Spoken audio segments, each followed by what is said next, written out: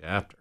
All right, so are we actually on day 15? It seems crazy that we've been going for 15 days, but the word count matches up. We're all the way to chapter 16. Yes, it must be true. All right, let me see.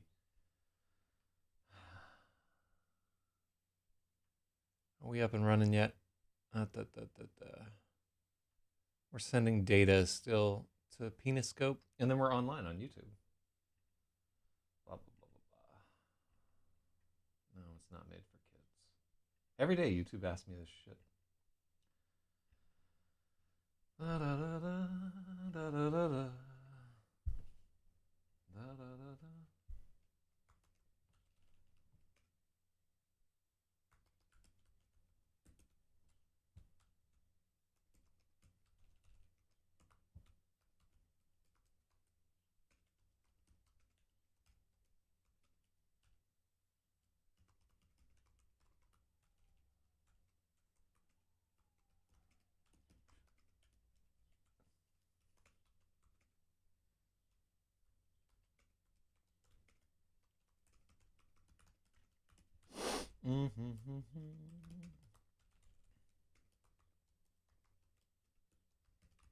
So we have XEROS live science fiction novel editing day 15.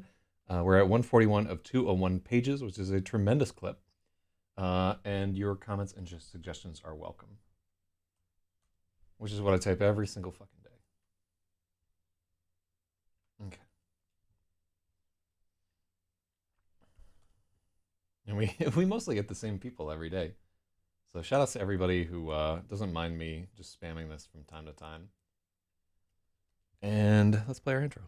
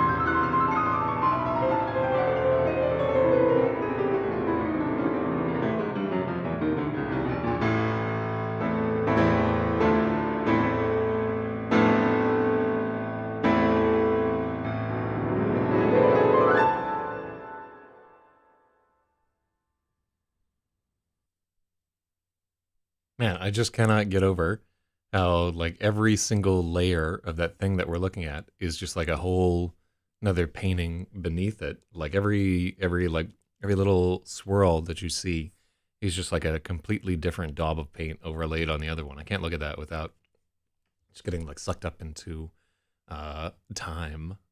Yeah, like I really enjoy that intro. There's a spot. Oh, good morning, Nagy. So there's a spot where where I'm looking at it and I'm like, I can see like the outline of somebody in profile, and then you see it just blasted with compressed air. But yeah, like I really dig that intro. I don't know why, it's just compelling to me, and I like it also because it represents me fucking up the first time that I tried to do the intro and not being satisfied with it and being like, you know what, I'm gonna do this one more game, and then everything like slots into place the second time. I find like exactly the right song for it. Shout out to Chopin, Chopin, Chopin. I think it's Chopin, but I can't remember. Like, I'm just gonna go through my life mispronouncing every single word that I ever come across. Okay, so we had our Chopin. Okay, perfect. Thank you.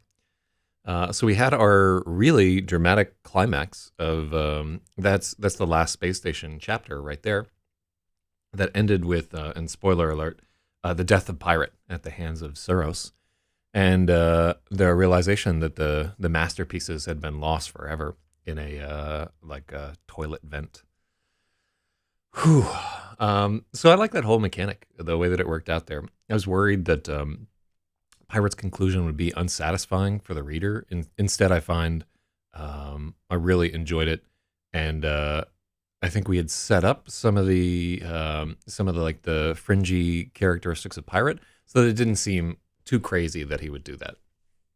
So I like it. Also, the name of a hentai artist for short pants. Okay. Yeah, like, all right, hold on. Let's get Jesus, all dusty and everything. Yeah, I felt very full of creative energy when I went out for a walk this morning. It's the title of a hentai dojin. I like the Negi is just an expert in all things Japanese pornography cartoons. So it's a valuable skill right there. So from this point on, all of our scenes will be written where we have 60 pages of Trader just basically flying in one of the Yamaten fighters. So that's fun to me. And this is the point where we're going to start to get into more flying stuff, more aeronautical terminology, and where the physics become more important. And the fact that I don't know physics is more of a problem. Good God. All right, so let's get down into it. This is chapter 16. Did we think of a name? Oh, yeah. So we came up with a name for this chapter. Oh, shit. Big Marcus Summers out here. Gray block pizza hitter in the flesh. And I am happy that you are still surviving. So we gave that chapter the name Si Dao, which anybody who's Chinese will it just means dead pirate. So, yeah, a little spoiler for people who speak Chinese, but I like it. I wanted part of it is like how the word sounds is it sounds really cool. So like it seemed like when I was reading the audio book chapter, "Si Hai Dao" or whatever, it sounds dope. Whew, let's get down to it. Yeah, I expended a lot of energy last night. Shout out to Valentine's Day. Ooh, it's a good invention. All right, so chapter 16. This is XEROS by Zach ZYZ, read by the author. Day 15 of our live streamed edit. We are at 141 out of 201 pages. On the 10th alignment, attic oh, yeah.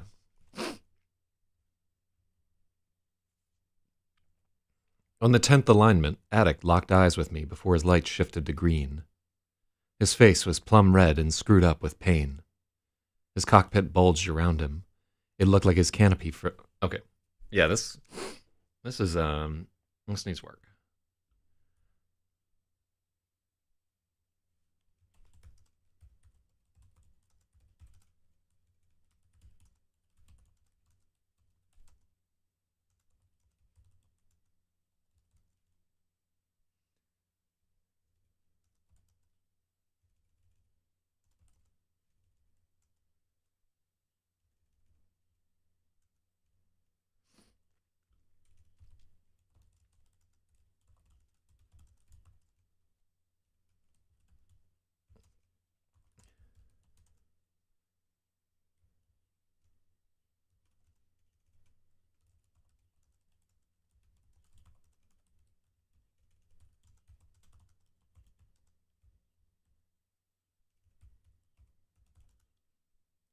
There's only one O. Something was wrong with Addict.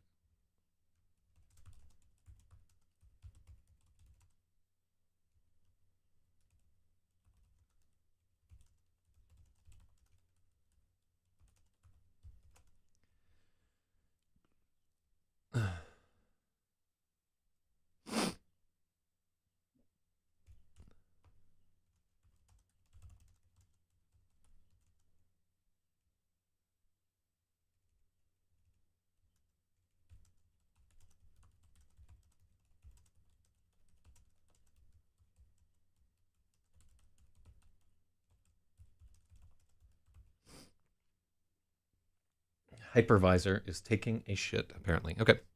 On the 10th alignment, something went wrong with Addict's ship. His eyes locked on mine.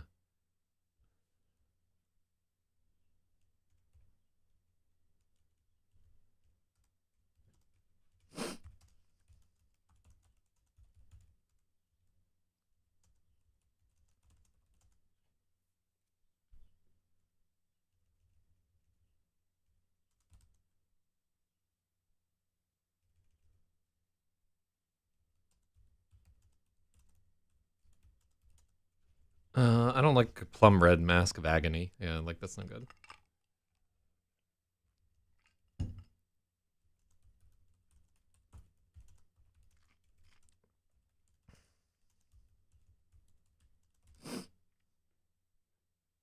Uh,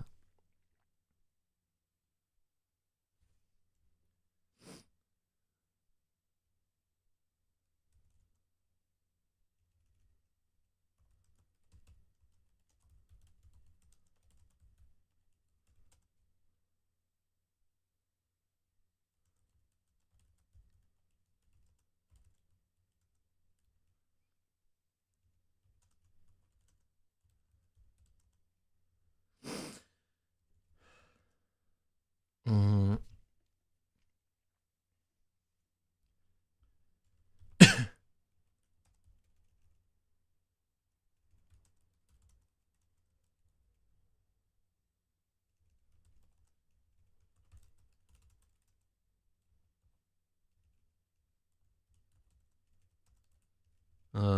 yeah.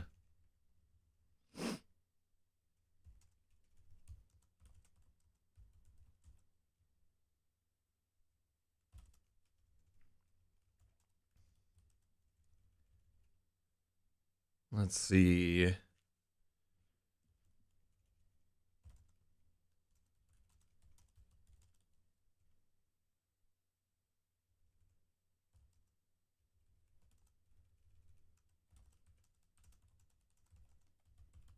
Yeah, this is the start of a chapter right here. On the 10th alignment, something went wrong with Addict's ship. His eyes locked on mine.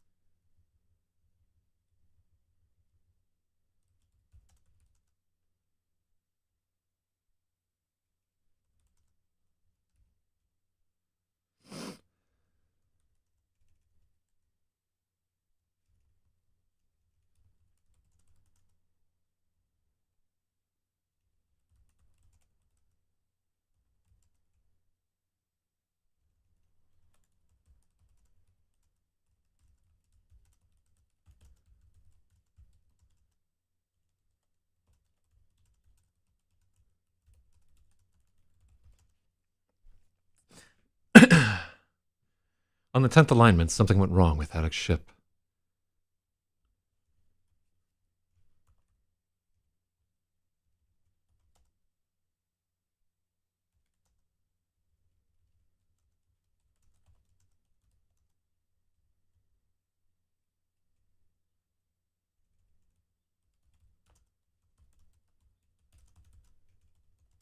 Yeah, yeah, yeah. We're gonna change up this whole thing.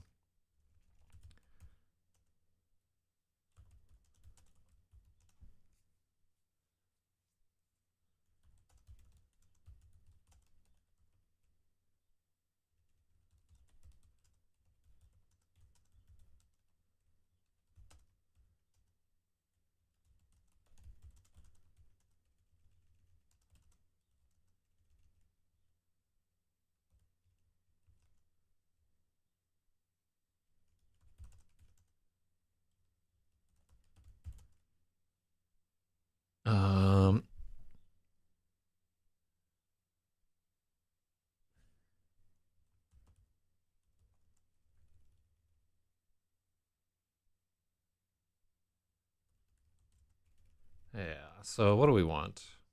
So thesaurus.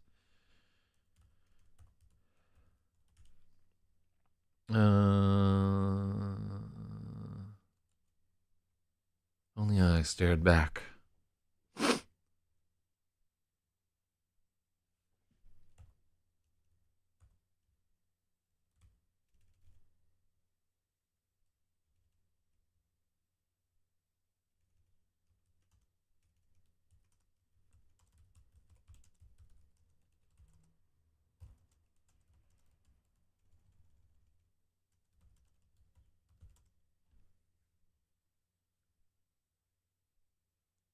Joining independent clauses with a comma. Now I'm going to get it together here. His frantic eyes darted from ship to ship. The others were smart enough to look away.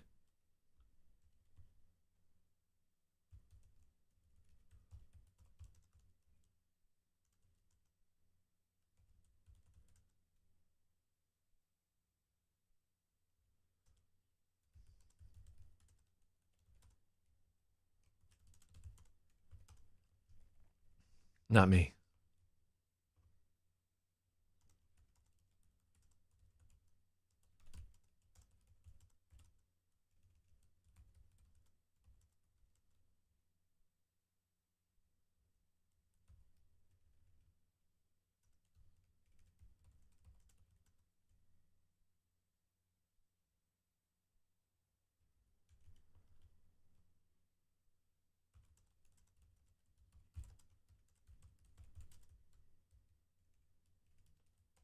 Okay, that's better. His frantic eyes darted didn't sound good. Yeah, I don't think that does sound good, actually. Yeah.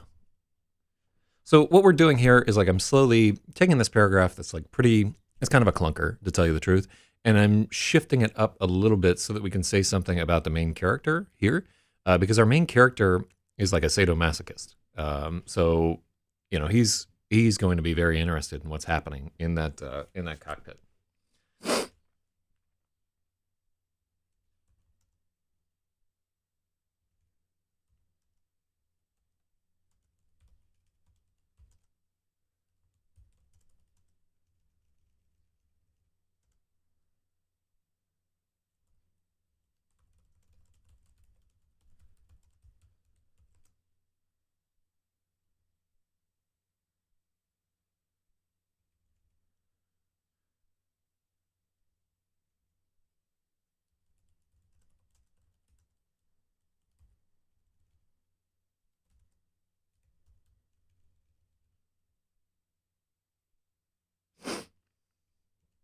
Yeah.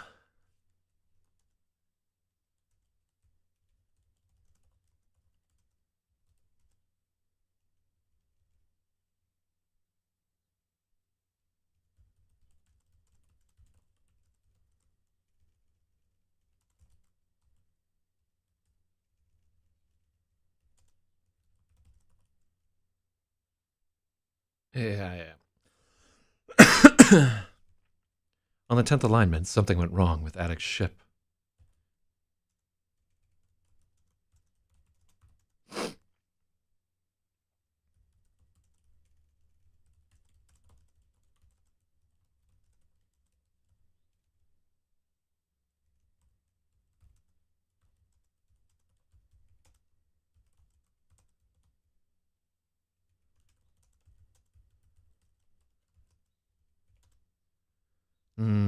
Yeah.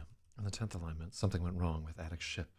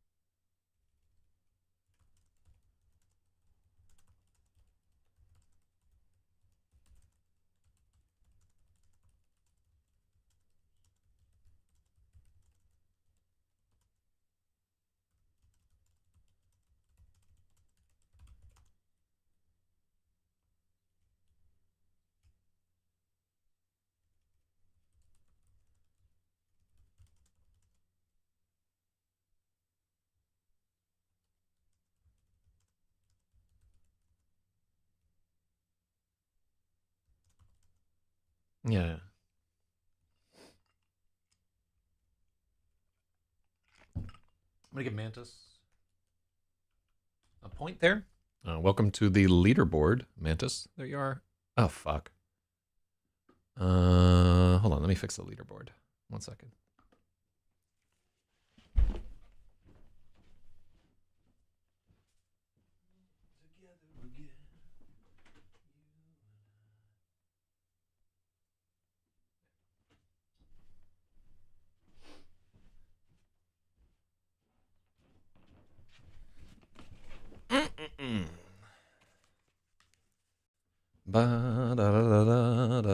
All right, so now you can see the leaderboard. There's Mantis right there. You just knocked Sasha off of the board. Good job.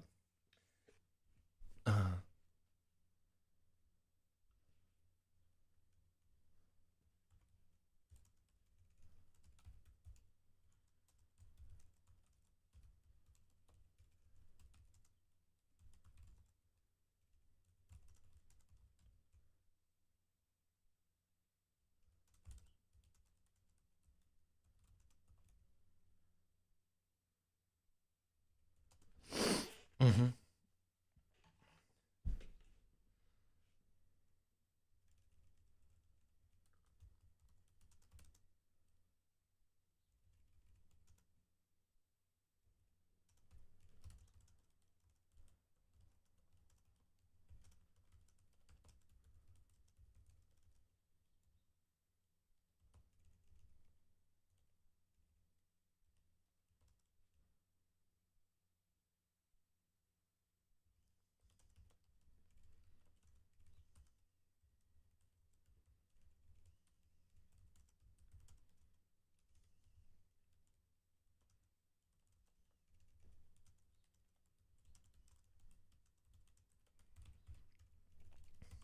Mm.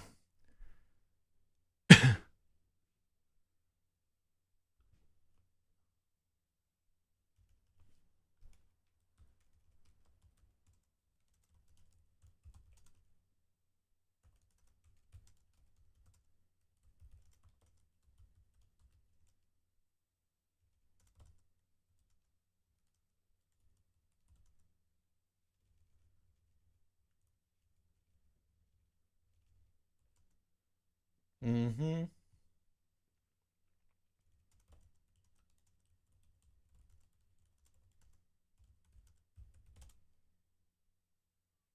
Wait, do pythons constrict?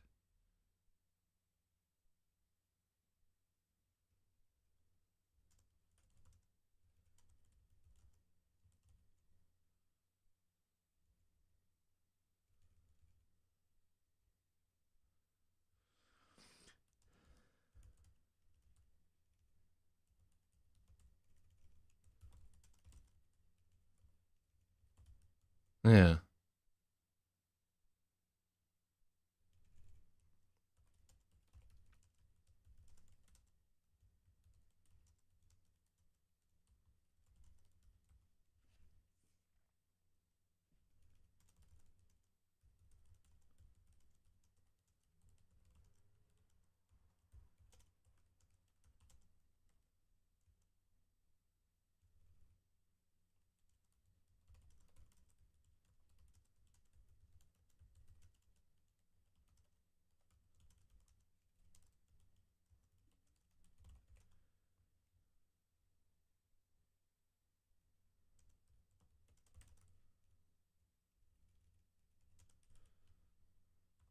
Yeah, yeah, yeah.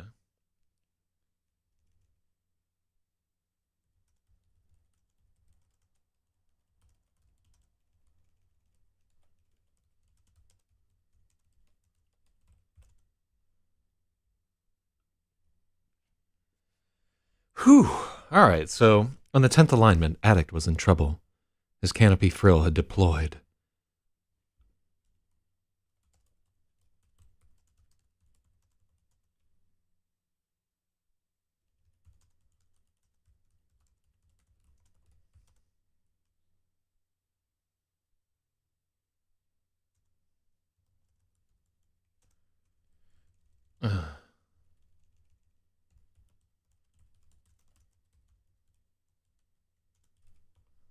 This canopy frill is malfunctioned and deployed. No, I don't like that.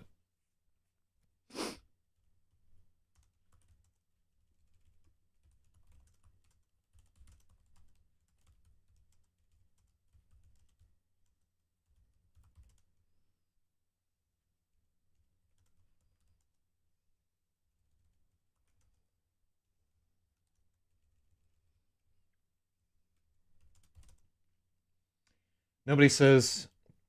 So we talk about this earlier in the story. So the canopy frill is this thing that like seals. It's kind of like a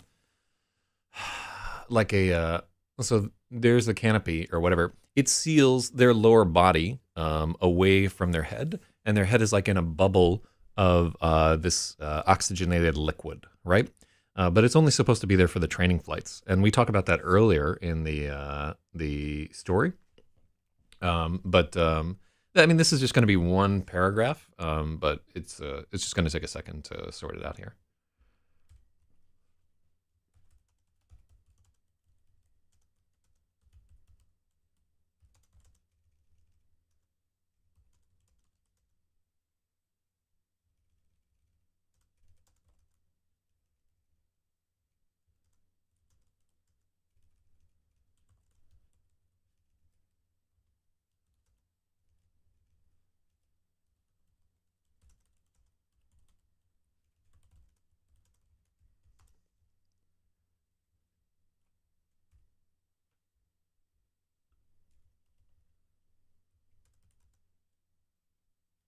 Yeah, his canopy frill. So think of it like as like a camera, like the sort of blades of a camera or a sphincter or something that's like crushing around his neck and about to pop his head like a fucking zit.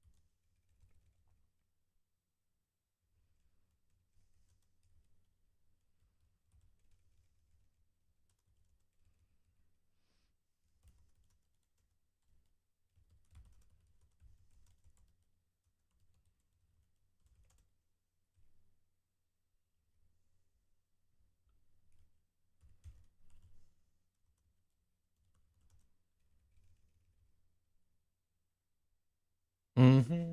Mm-hmm.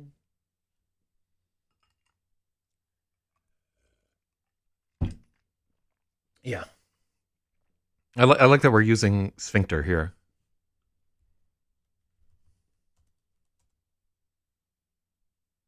Mm-hmm.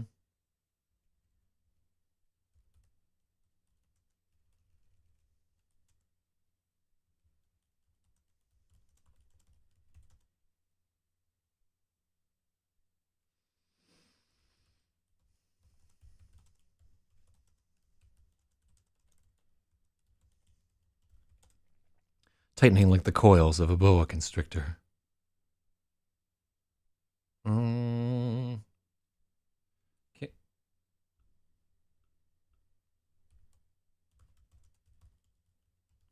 Okay. Do any pythons constrict? Yeah. Valid taxa, reticulated python, non-venomous constrictor, like all pythons. Yeah. Okay, cool.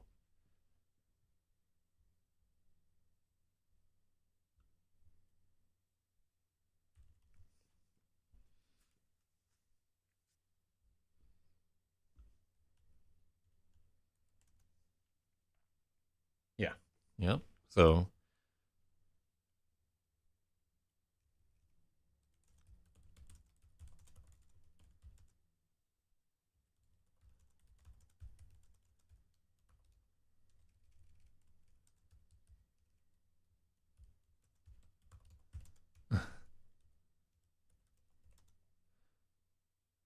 I was The sphincter was locked around his neck.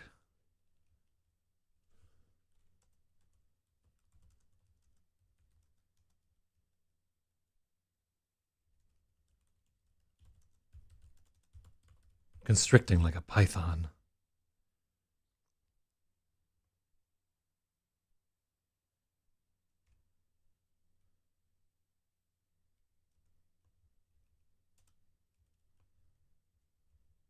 Uh,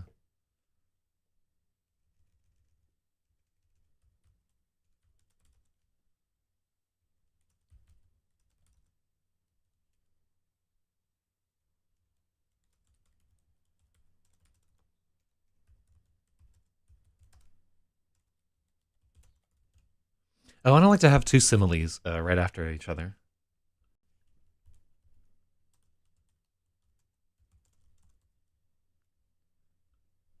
Yeah.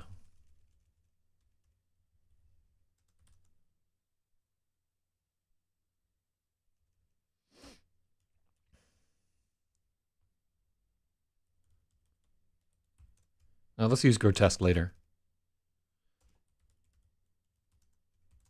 And I think that there's a better term for when like a human's body is distorted.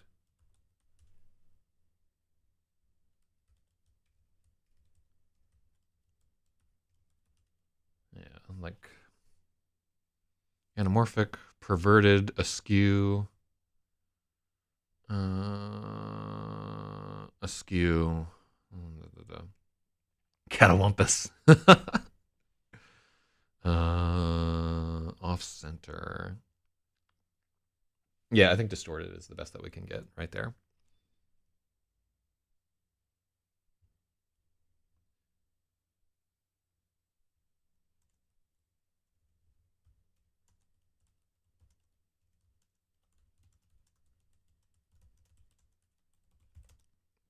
A sausage about to burst from its casing.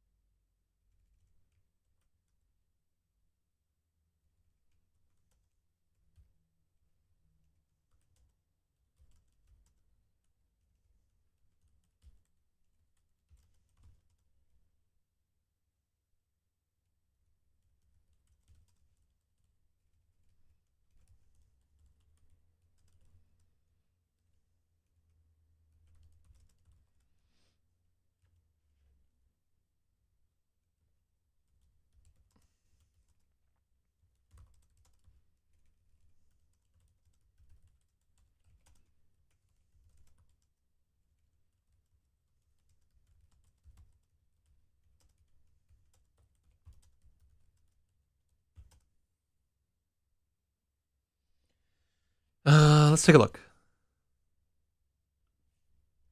Constricting him like a python. No, I don't think that him adds anything there. Yeah. Yeah. Like I don't think I think the pronoun is not important there. So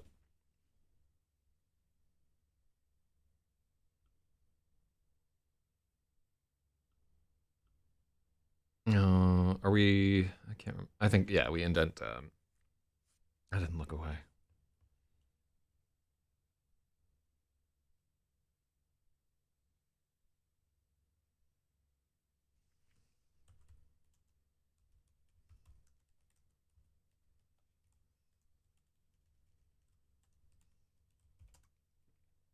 I didn't look away. His agony was exquisite.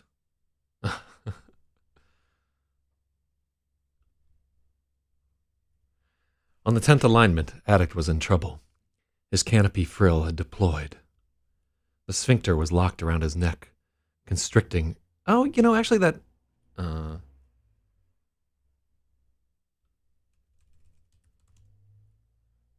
the sphincter was tight around his neck, constricting him like a python. I like it. See, this is why anytime somebody makes a suggestion, and it's immediately, I'm like, nah, I don't think that's right, or whatever. I like to read the sentence with their suggestion, and then often it'll just track better. So yeah, sorry for the initial rejection, but definitely I think it's a good edit there. So on the 10th alignment, Attic was in trouble. His canopy frill had deployed. The sphincter was tight around his neck, constricting like a python, constricting him like a python. Do we want crushing it like a python? Crushing, constricting down like a python, crushing down like a python.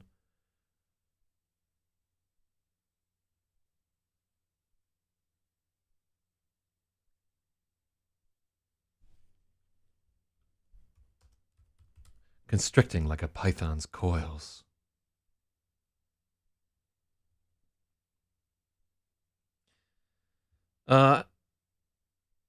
Okay, and constricting him like a python.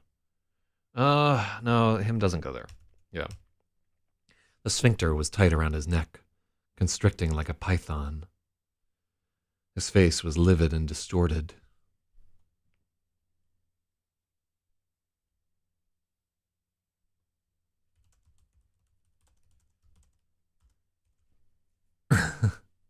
No.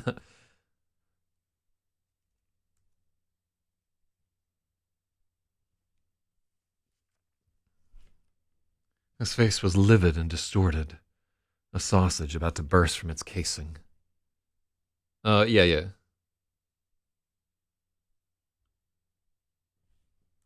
Well,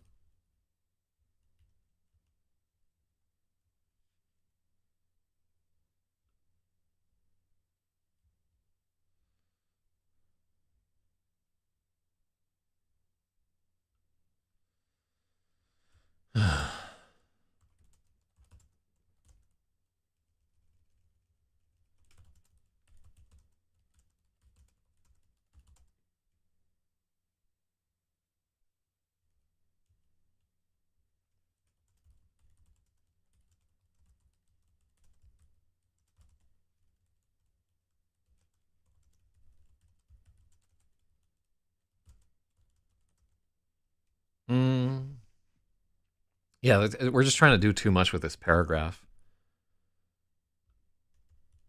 Yeah. Let's see.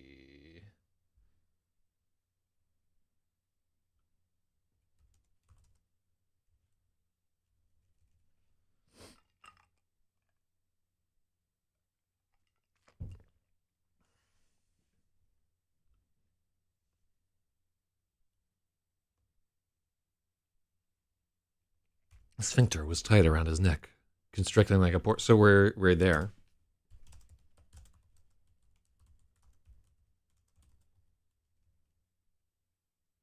Mm-hmm.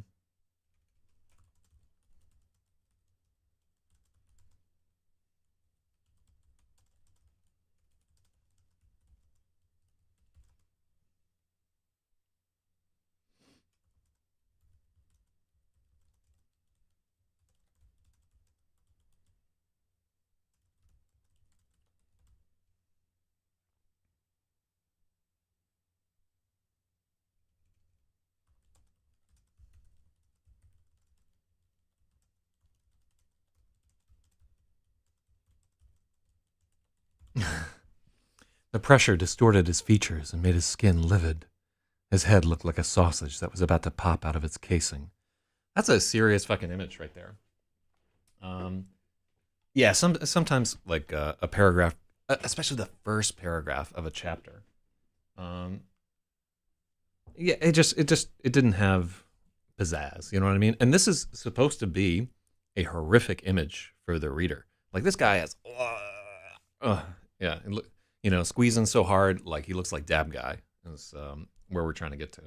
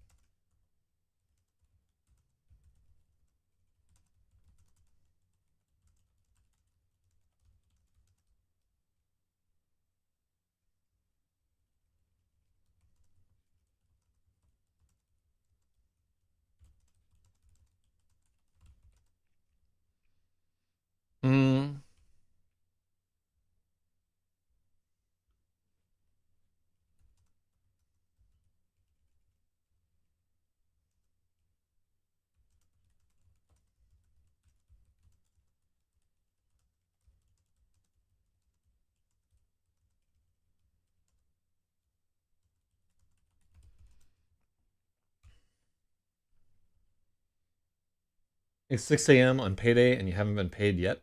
There we go. What do we got? Dramatic book reading too. Oh yeah, like we'll get it. We'll get into it. Normally we don't have to chop so hard at this, and I know that it gets kind of like quiet and whatever, but I'm concentrating. So let's try again. On the 10th alignment, Addict was in trouble. His canopy frill had deployed in error. His canopy frill had errantly deployed. The sphincter was tight around his neck, constricting. It's going in. Constricting him like a python. The pressure distorted his features and made his skin livid. His head looked like a sausage.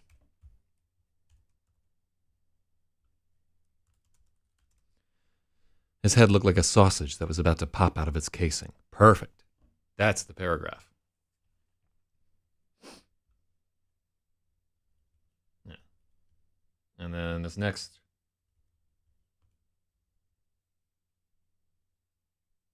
I think he works his arm into the.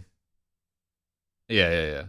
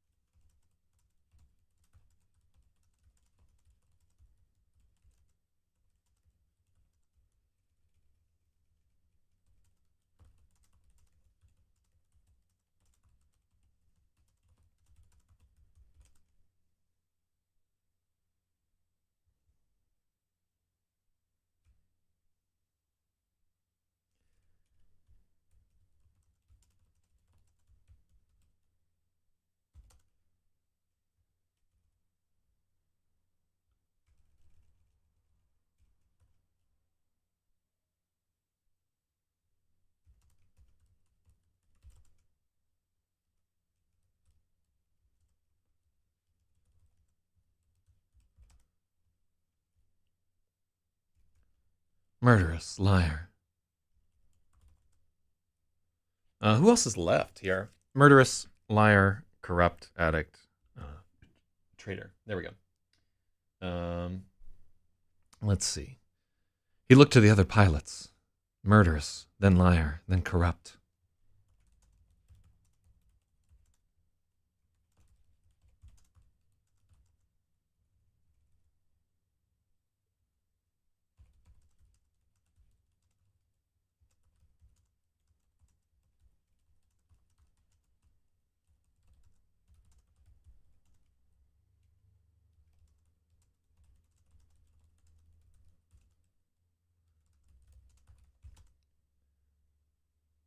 His mouth moved.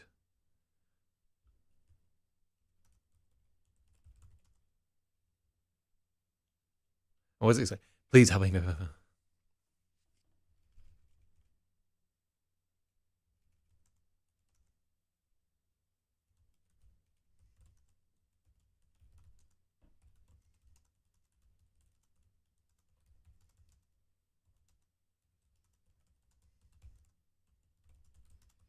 He was speaking frantically. None of us could hear him, but he must have been begging for help. One by one, the others looked away from him.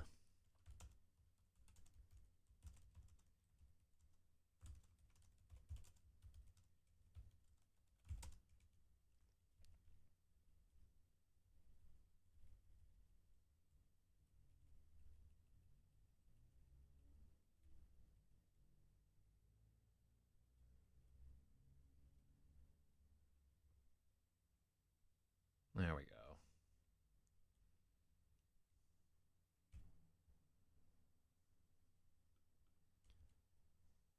go. This is peak trader right here. His agony was exquisite. Mm. We're not going to do it if it needs to have a colon.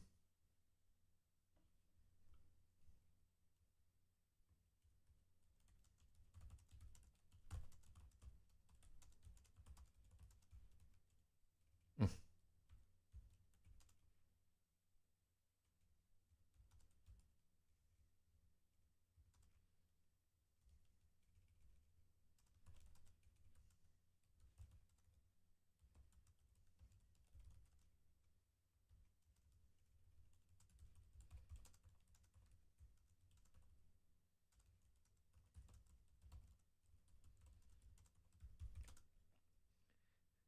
He was trying to catch the eyes of the other pilots. I keep saying pirates. Delete all the junk and read the whole thing, starting with the chapter. That's not how we edit. We work line by line. Um, that's the right way. If I thought that this book was like a masterpiece or something like that, we would edit each chapter and then we would read it back and look for additional things that we had fucked up. But we don't do that. It just takes too long.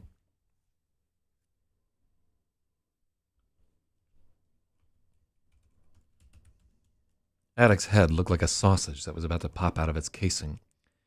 He's trying to catch the eyes of the other pilots. His mouth moved frantically. We couldn't hear him, but he must have been begging for help.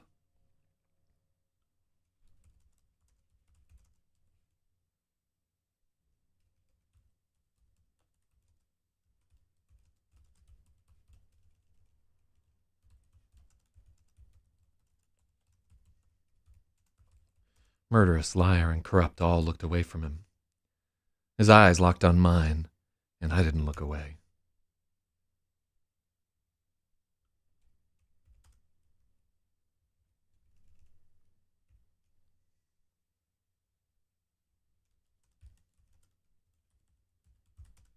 At last, Attic's eyes locked on mine. I didn't look away. His agony was exquisite. That's exactly Trader's voice right there. Very happy with that.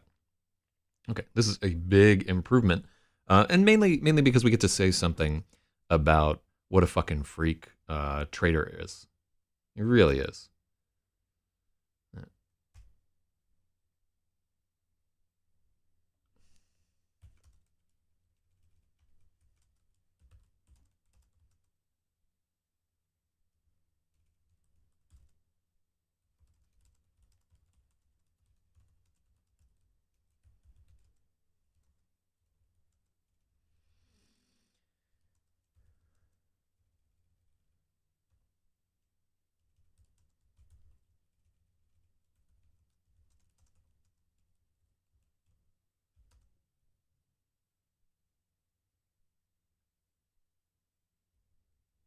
Mm-hmm.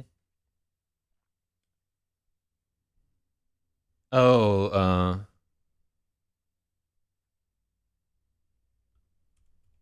there we go. Let's just delete that. We couldn't hear him, but he must have been begging for help. Murderous, liar, and corrupt all looked away from him. At last, Attic's eyes locked on mine. I didn't look away. His agony was exquisite.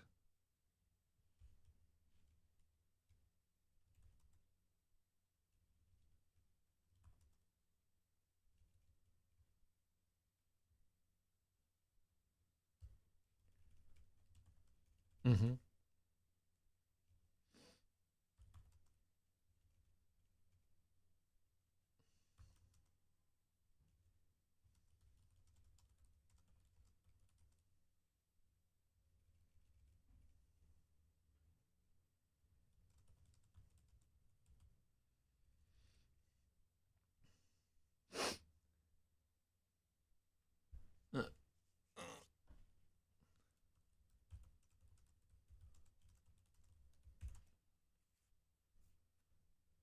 So here's kind of like a reality problem. Is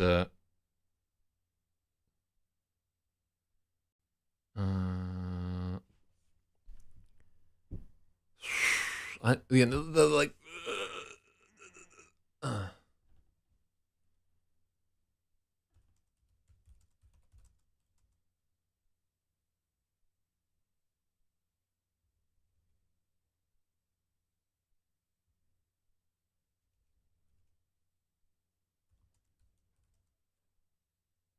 Uh, so it would be like, oh God, that looks so retarded. Um, I'm not super jazzed about the reality of him. You could have it so that the frill is deployed around his torso, where one of his arms is like, yeah, that works better. No, but it's the image of it constricting like a python is better.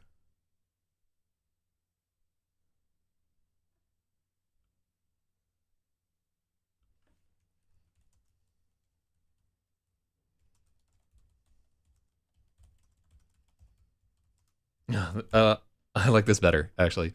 His face was pressed against the canopy. He's. I just realized he's gonna sign with his tongue. We're not gonna have his arm go through the thing.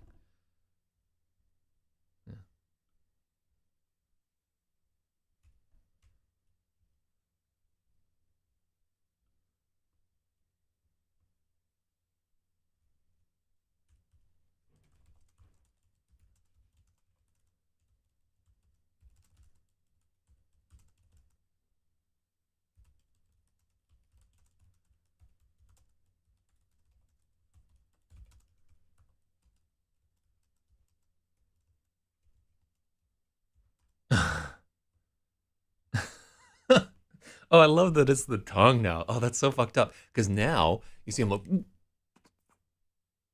Oh fuck. Oh, please don't screen cap that shit. And uh, like, but now I love that idea. Oh,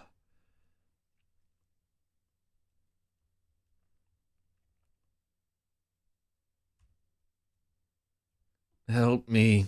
Attic's ship was rejecting him. During acclimation, the drills had told us that was impossible. They said if you made it 28 days inside your ship, she was yours forever. They lied. Love that. Fuck. Mm. Don't fucking do it. It's ridiculous. All I could do was shrug. What did Attic want me to do? Ram his ship with mine and kill us both? He was doomed. I was doomed. There was no escape.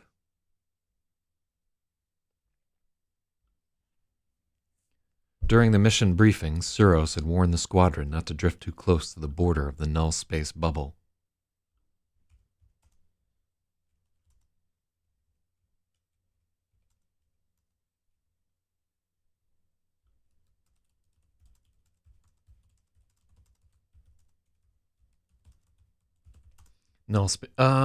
So null space is hyphenated each time.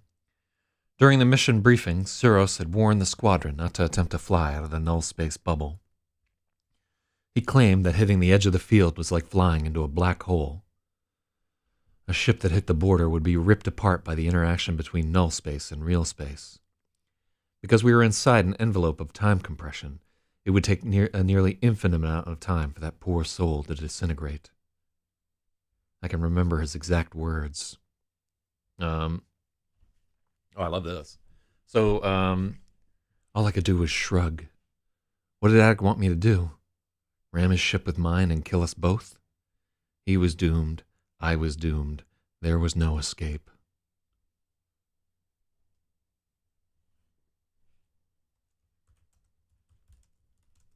Yeah.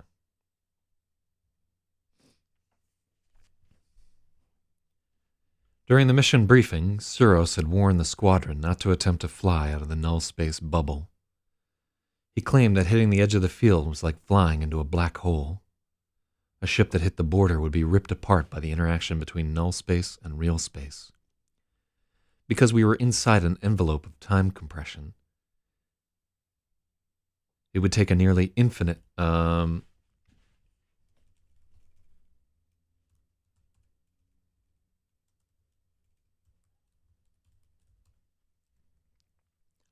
it would take a subjectively infinite amount of time for that poor soul to disintegrate.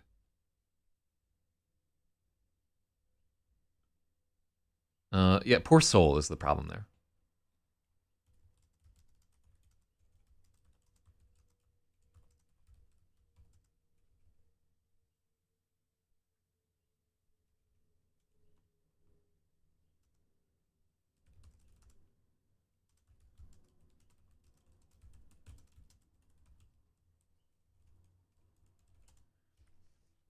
Because we were inside an envelope of time compression, it would take a subjectively infinite amount of time for a ship that hit the border to disintegrate. So, Eve Online, Dear Diary, today I opened a live stream and heard null space, space bubble, time compression, and got PTSD flashbacks to my days of playing Eve Online. I can remember XEROS' exact words.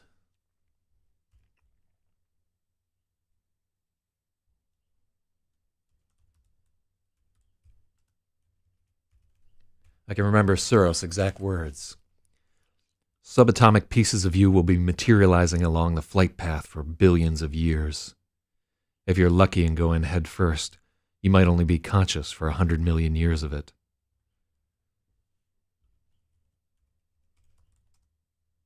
This might have been another lie, a fable to keep us from trying to escape. But I believe this one. There was a kind of awe in the way XEROS described the billion-year breakup. I think he realized the suffering beyond anything he could personally inflict. He had to respect that.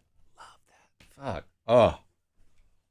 It was like such a fun thing to make two of the characters in this book complete fucking sadists, where they can just have this crazy appreciation for some of the most horrible parts of the story. And it's not something that I'm used to writing. Like normally a character would be like, oh, that's fucking horrifying. And being able to come into it from the perspective of like some of these characters are very into that and they're aroused by what's happening. It makes it so fun to write. I don't know, maybe it says something about me, but yeah, I love this part of it. I always like love the like horror stories about people like being ripped apart for a subjective infinity by black holes, and I just wanted to put this in here.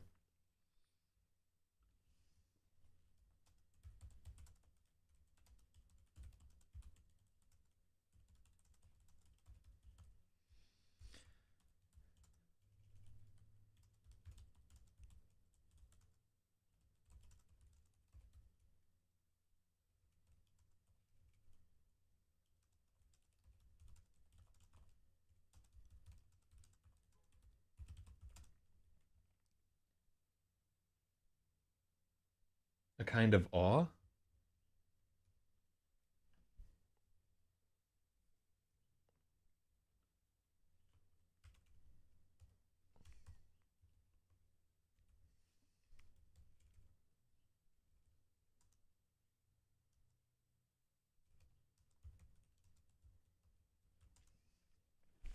There was an almost religious awe in the way. Mm,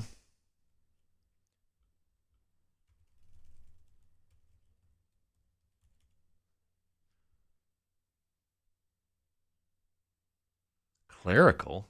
Huh. Divine, pontifical. Oh, I kind of like pontifical. Um, Sacrosanct. Does that work?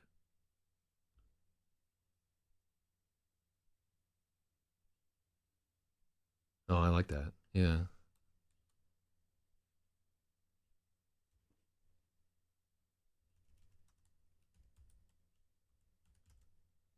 There was a sacrosanct awe in the way XEROS described the billion-year breakup.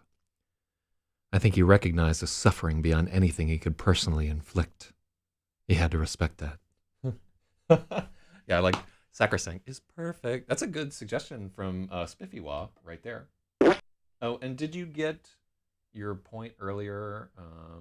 Too many closet. That's 101 for logic right there. I have not forgotten. Um, yeah, good suggestion there. Uh, that's like a dope place to throw sacrosanct. It feels like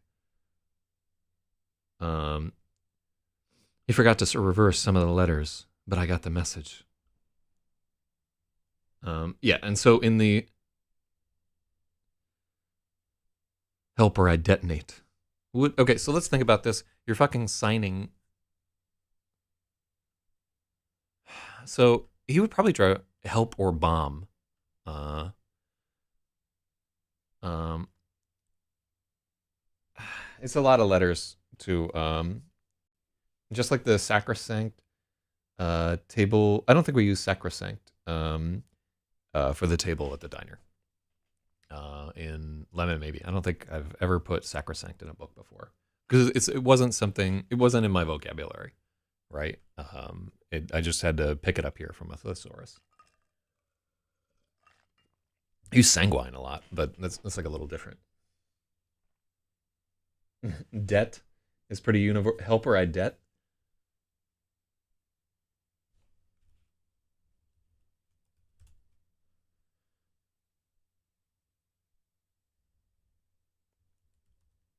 Helper, I fire.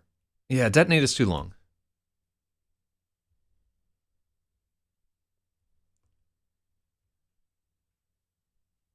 Helper, I fire. Okay, yeah.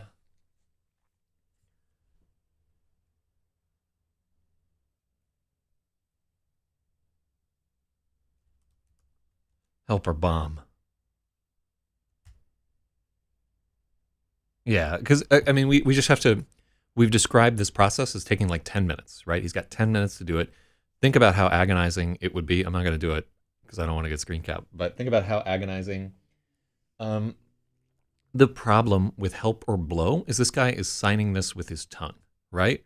I don't want associations with getting his dick sucked to be clouding this stream.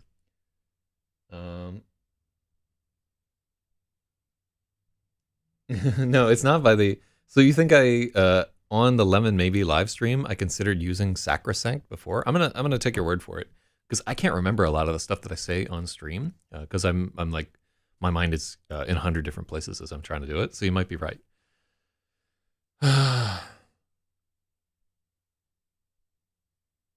What about this? Help or boom? Because those are easy to type. O's are easy to make with your mouth.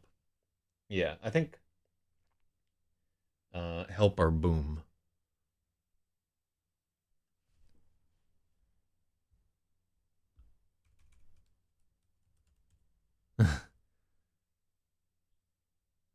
No, see, so there's too much leeway in help or die, right?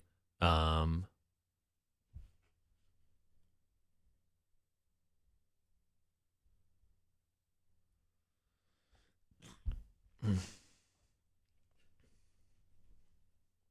okay, I like this. Help or boom.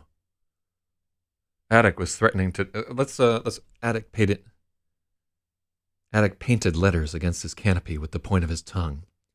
He forgot to reverse some of the letters, but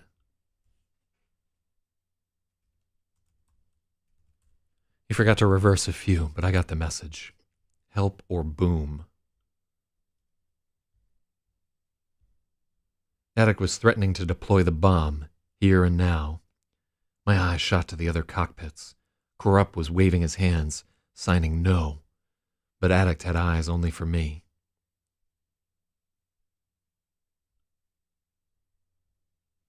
Yeah, let's check that out.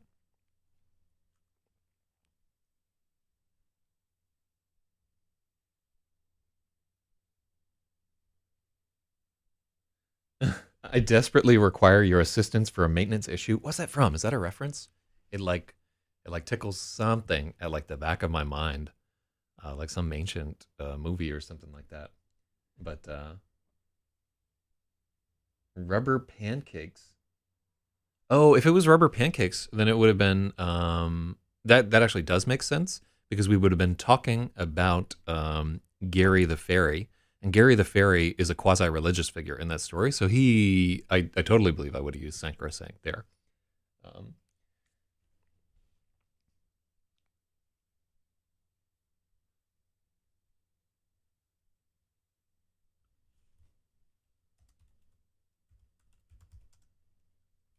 Lyra's mouth was moving uselessly. Murderess wasn't even watching. She stared emptily out of her cockpit.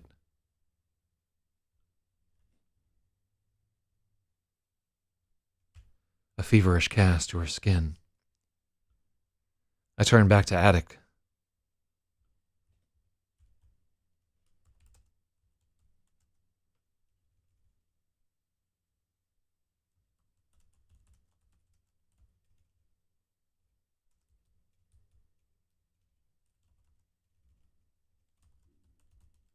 His eyes were wide and desperate. The cockpit light was fading. The realignment window was closing. Do it, I signed back at Addict. All was dark. The end. It was 160 blank pages for the rest of it. No, it's not actually what happened. Do it, I signed back at Attic. All was dark.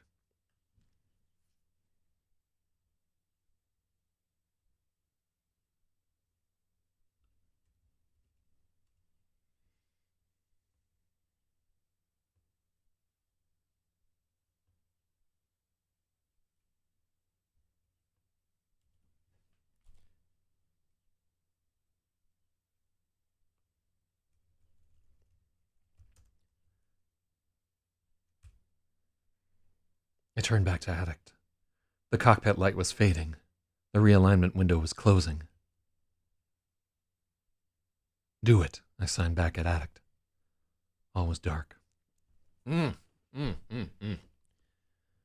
Peak fucking traitor. No, I think it was a good suggestion right there, but it was better just to, like, we understand at this point that Addict is like, what the fuck?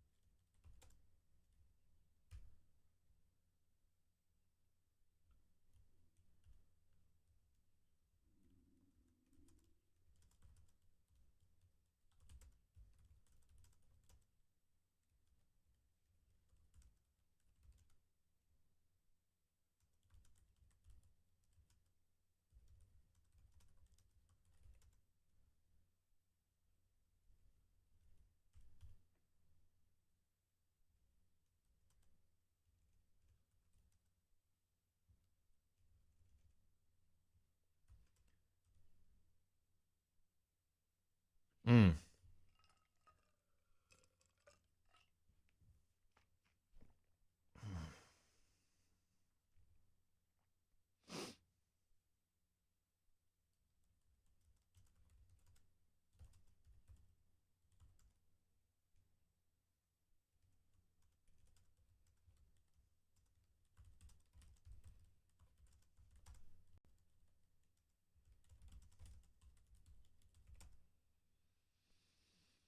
I stared at him.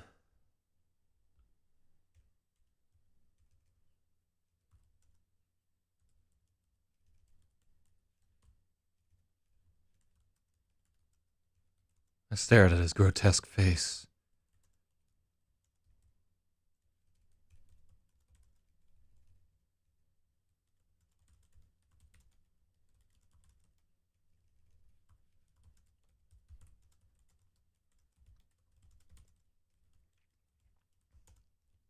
I stared at his grotesque face.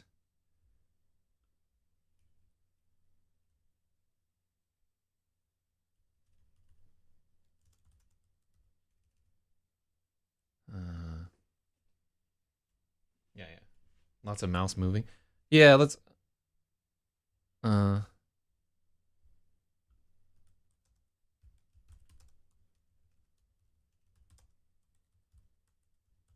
Lyra's jaw flapped uselessly.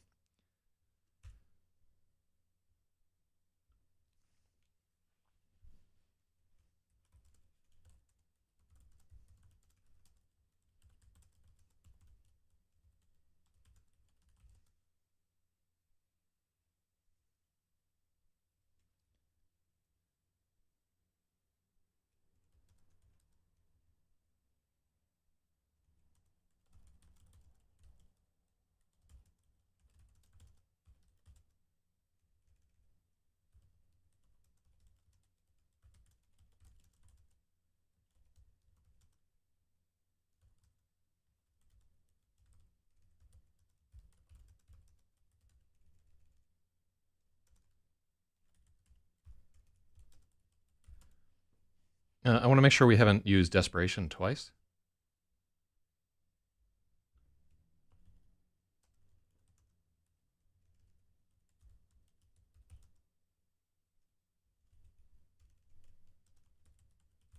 I scanned Attic's grotesque face.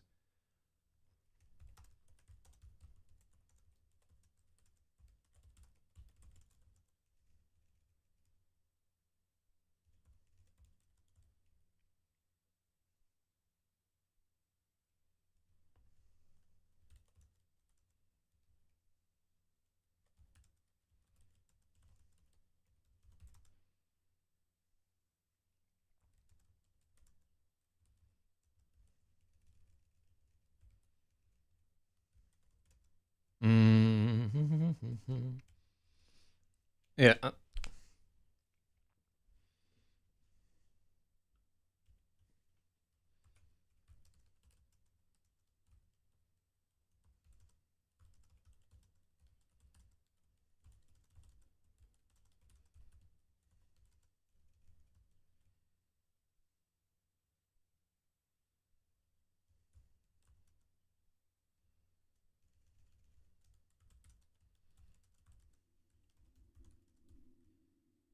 Mm-hmm. Remove double was. Oh yeah, that's gotta go. Ooh, take it easy on that there vodka there. Yeah, I tied it on a little too hard last night myself.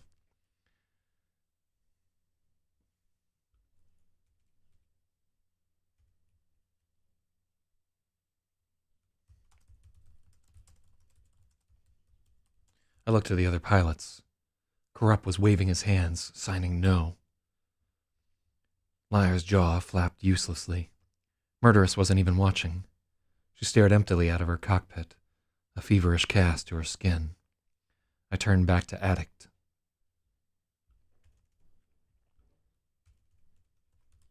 His cockpit light was fading.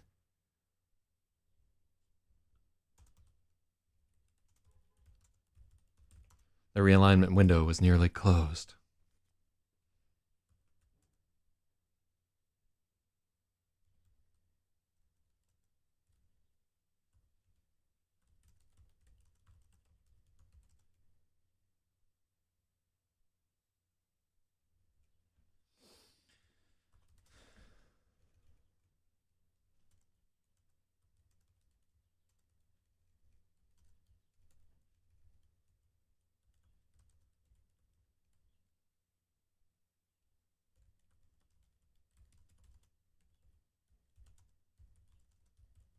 Smashed against the canopy like a pig.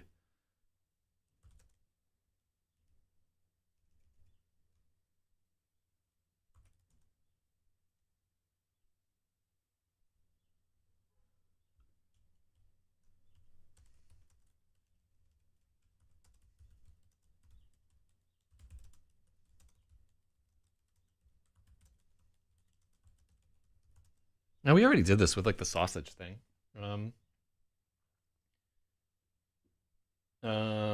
I wasn't going to drink, but I teamed up with Angie to drink and clean together.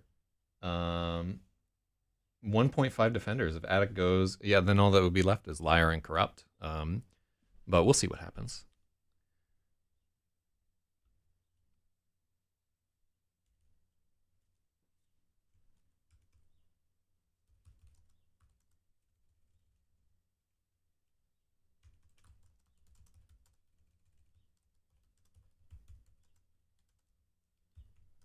There were no help, as usual.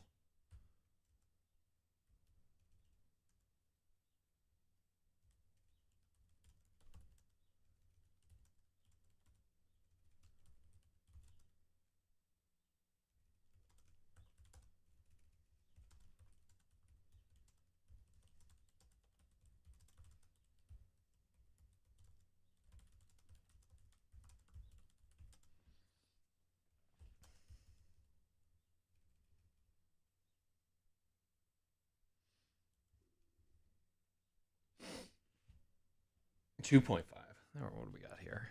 Who's the .5? I mean, if you're just saying if she's 6, she's at like half. Okay.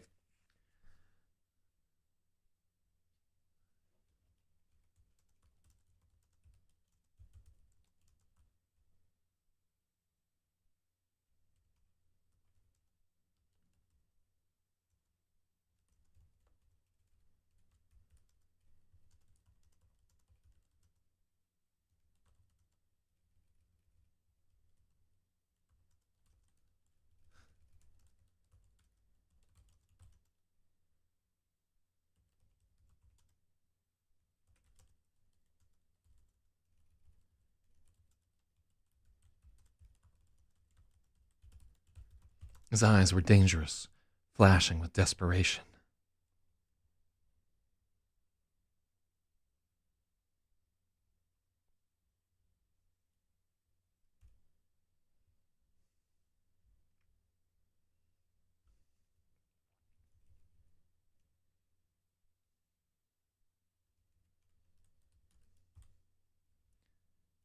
His face was insipid, with his nose piggish and smashed against the canopy.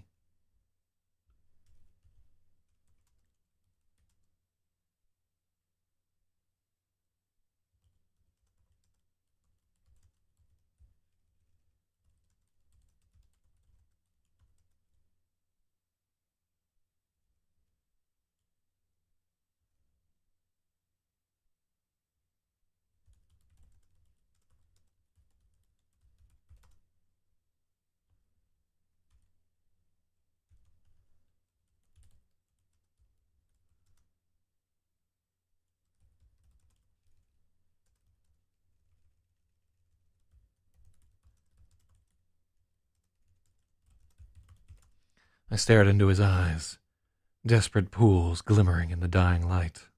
That's kind of faggy. All right, hold on.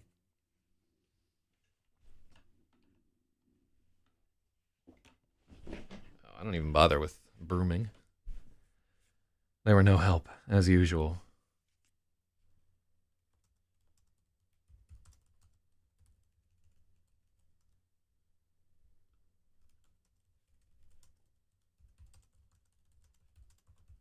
As usual, they were no help.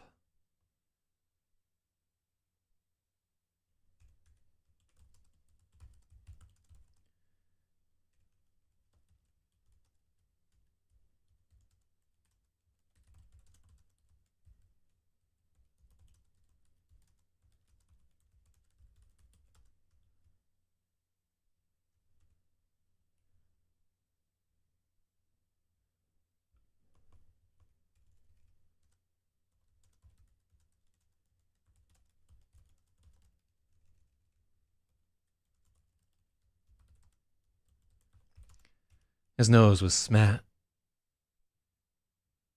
I don't want to use the word piggishly.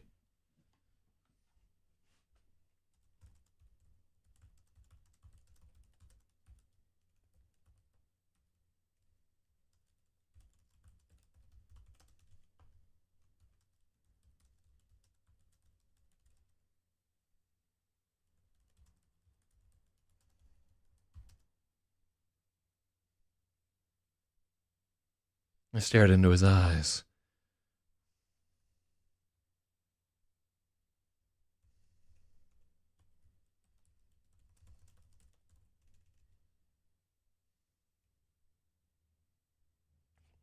I don't know. Yeah, I like the piggish comment. I wanted to keep it, but let's do this actually. His face was piggish and insipid.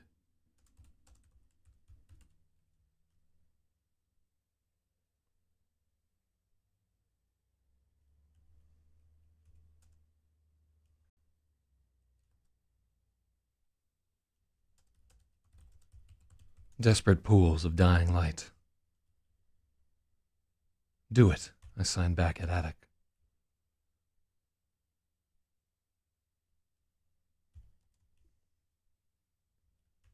Do it, I signed back. All was dark. I love that. Oh, this is the story that I wanted to fucking tell. Kablamo. Let me see, what do we got here? Rewrite the part about prior missions. Organic asteroid. Oh, okay. Like, I don't think we even did that. It was just like an idea that I had for this. I had 200 hours to wonder what it would be like to be blown up by a baryon bomb. Would I have time to see a flash of light? Would the bomb even generate light, or would they be antiphotons? I didn't have the faintest clue. No.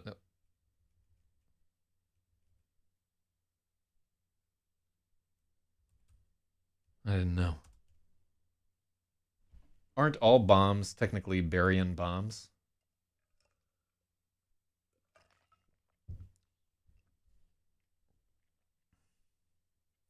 His face was piggish and insipid, comma, with his nose smashed against the canopy. His face was insipid and piggish, with his nose smashed against the canopy. His face was piggish and insipid, with his nose smashed against the canopy. I like that one.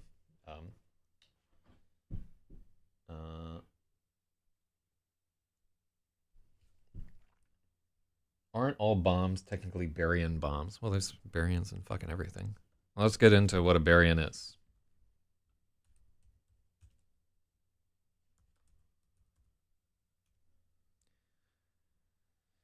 Composite subatomic particle, which contains an odd number of valence quarks. They belong to the hadron family of particles. Greek word from heavy. Most known elementary particles had lower masses than baryon. Each baryon has a corresponding antibaryon. 2 quarks, 1 up and 1 down quark. They participate in the mediated by particles known as gluons. Triquarks, nucleus of every atom. Okay. Yeah, so every bomb is a baryon bomb. Unless it's like an electron bomb or something like that.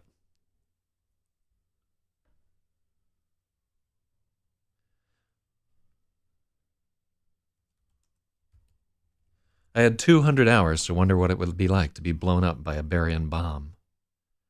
Would I have time to see a flash of light? Would the bomb even generate light, or would they be antiphotons? I didn't know.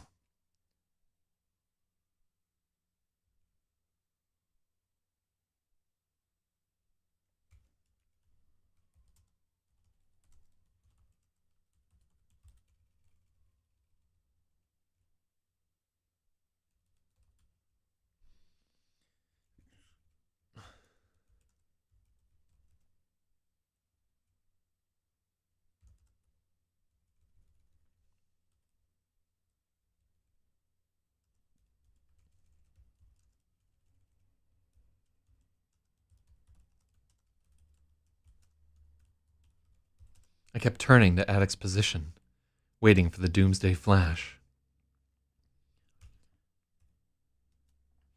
XEROS hadn't briefed us on what would happen if one of us was crazy enough to pull the trigger in null space. It would kill us all, surely. But what next? Maybe the ripple would expand through null space, killing every other ship in transit. Maybe it would blow a hole in the universe and flood ours with matter built on an entirely different set of physical laws. Perhaps the pillars of time themselves would collapse, trapping us all in that instant of antimatter annihilation for a kalpa. It was useless to wonder, but I had nothing else to do but drift in the darkness.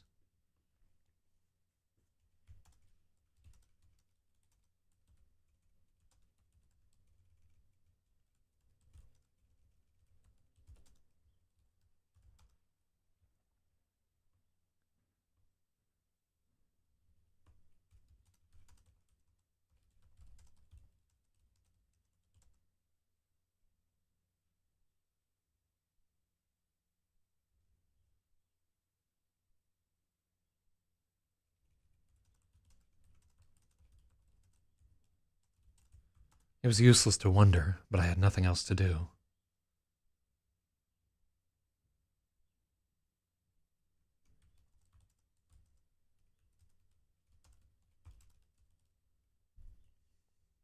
In the end, it didn't matter. Whether through courage or cowardice, Attic never managed to detonate the bomb. Let's take a look at no need for null space twice.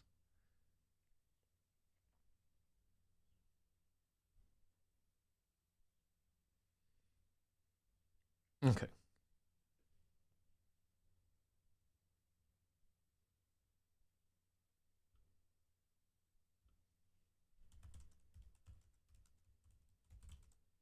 Waiting for...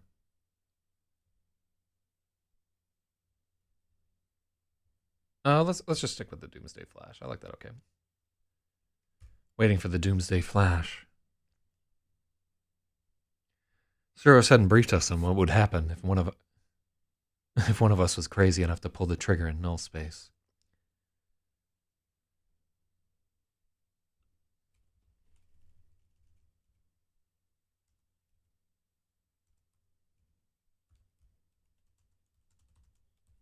Halfway to the target. It would kill us all, surely. But what next? I'll take that, Manus. Oh, I need the pluses. Boom. It would kill us all, surely. But what next? Maybe the ripple would expand throughout null space, killing every other ship in transit. Maybe it would blow a hole in the universe and flood ours with matter built on an entirely different set of physical laws. Perhaps the pillars of time themselves would collapse, trapping us all in that instant of antimatter annihilation. Trapping us all in an instant of antimatter annihilation for a kalpa.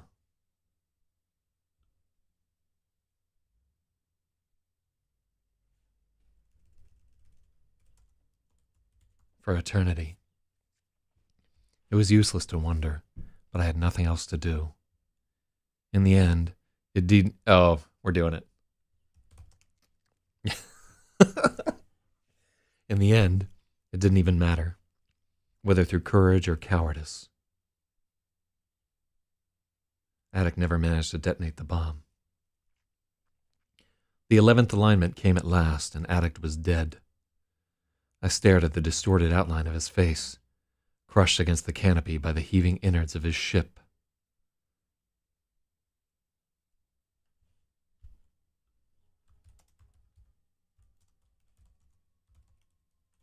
Crushed against the canopy by his ship's heaving innards.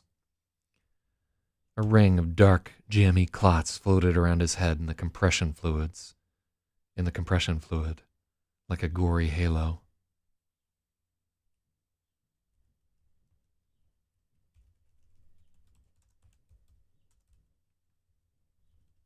A gory halo of dark, jammy clots floated around his head in the compression fluid. That's better. Heaving innards. Oh, we've all been there. How he'd suffered. Yeah, it's a shame that there's no orifice port on this ship, so I can't just shit him out into null space. Ugh. How he'd suffered.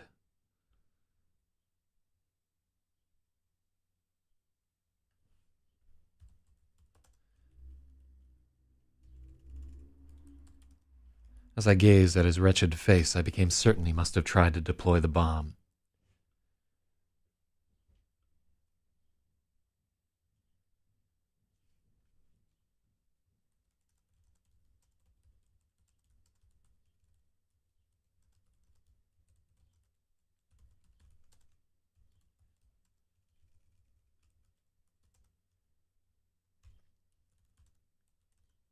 Maybe there was a timer to keep us from blowing ourselves up.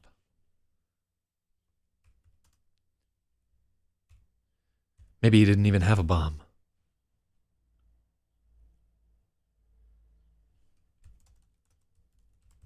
It was possible they only had enough material to make one, and I was riding on top of it. As I gave, let's take a look. Oh, indeed, we do need a comma right there. Comma points. Where's that comma coin? There we go. Loving it. Mm. As I gazed at his wretched face, I became certain. I felt certain he must have tried to deploy the bomb. Was he too injured to perform the firing sequence? Maybe there was a timer to keep us from blowing ourselves up. Maybe he didn't even have a bomb.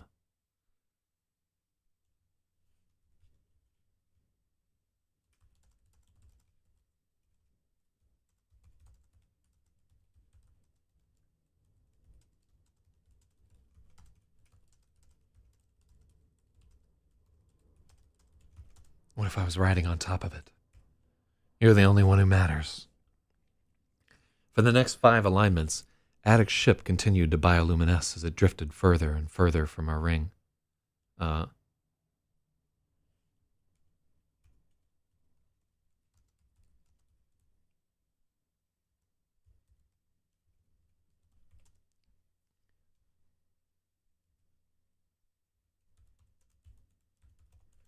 like that better.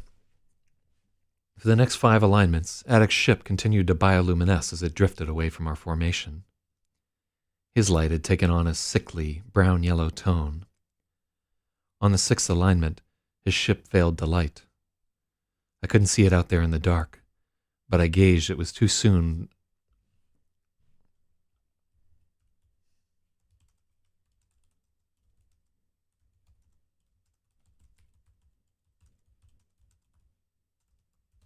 I couldn't see it out there in the dark, but it was too soon to have drifted out of the bubble.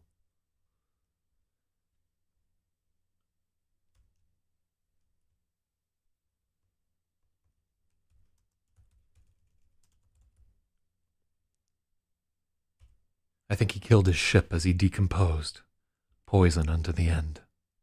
So then there were 4. Are there 4? Yeah, there's addict, dead. So it's corrupt, liar, murderous, and traitor. So there are 4. So then there were 4, but not for long. Murderous's condition continued to deteriorate.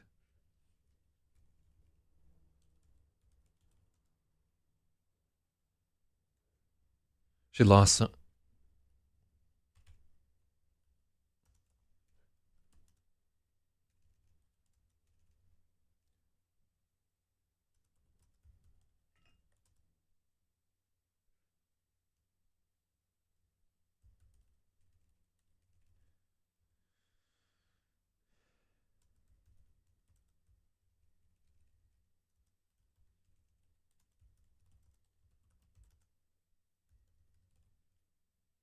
Yeah. Murderous condition continued to deteriorate.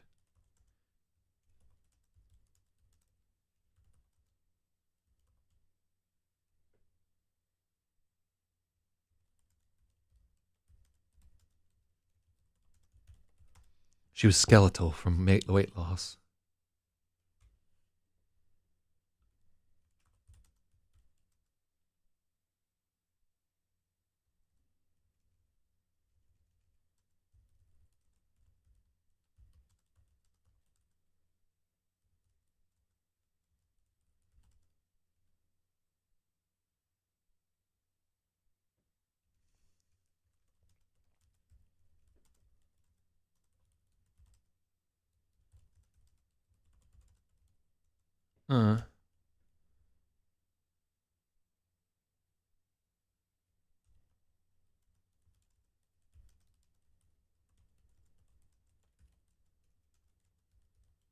She had lost a great deal of weight.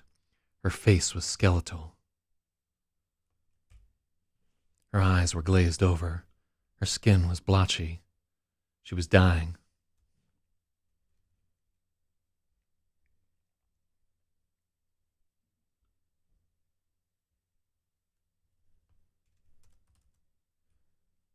Her eyes were glazed over and her skin was blotchy. She was dying.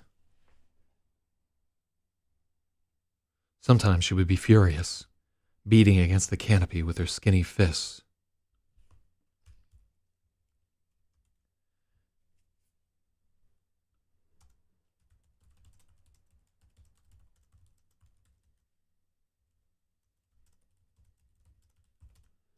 Sometimes she would be weeping, covering her face with her hands to hide from us.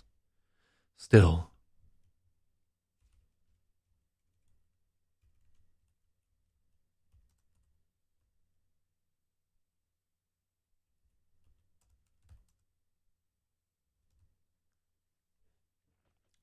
she managed to align her ship each time. No one wanted the billion-year death. Yeah, I'm liking it. So, what do you think she's dying of? Logic. Like at this point right here. Why is she skeletal and like her face is blotchy and shit like that? What's happening to her?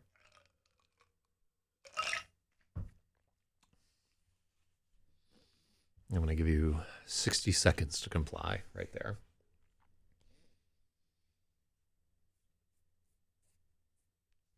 And if you can't get it, then we'll go a little further because I think there are some additional clues in the text.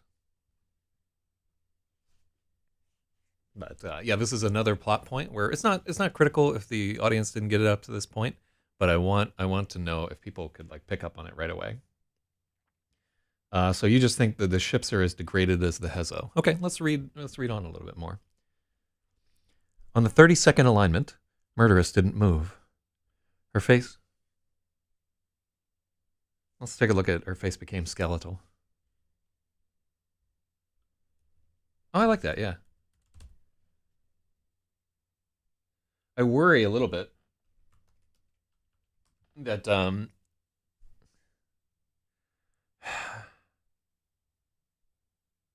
face, yeah. So I don't want people to think that it's just her fucking skull in there because she's still alive at that point. On the 32nd alignment, Murderess didn't move. Her face was frozen in a rictus of agony. I suspected she was dead.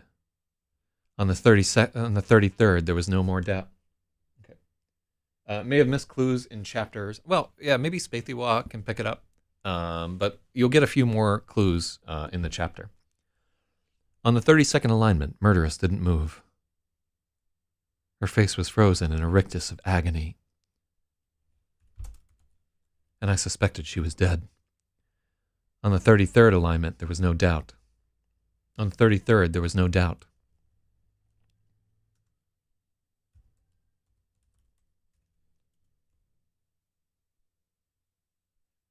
We have to use, I hate having alignment so many times, but it just doesn't, you can't just say the 33rd. On the 32nd alignment, Murderess didn't move. Her face was frozen in a rictus of agony. Let's make it a rictus of suffering. And I suspected she was dead. On the 33rd alignment, there was no doubt. For 7 more alignments, we watched her rot. And then her ship died too. There were 3 of us, Liar, Corrupt, and I. All right, and so here is the point. I confess, it took me much longer than I'd ought to.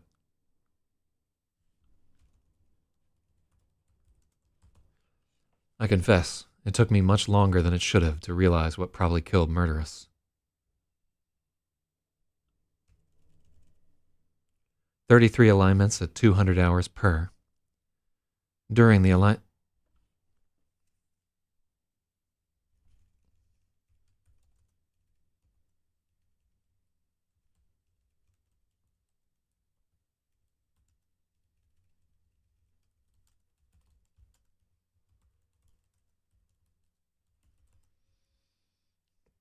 For several alignments afterward, I searched Corrupt's face, looking for some sign he knew. I saw only fear. He trembled all the time now, like a rat. Okay, so that in my mind, like I think, like 90% of people, to my mind, 90% of people would like figure out what had happened right there. And I think you've like read enough chapters to know what we're getting at here. And I don't want to like spell it out. I want it to be like the reader's like, oh shit. So, but yeah, maybe that's just too like far fetched or whatever. Not quite 10 months, but almost 10 months.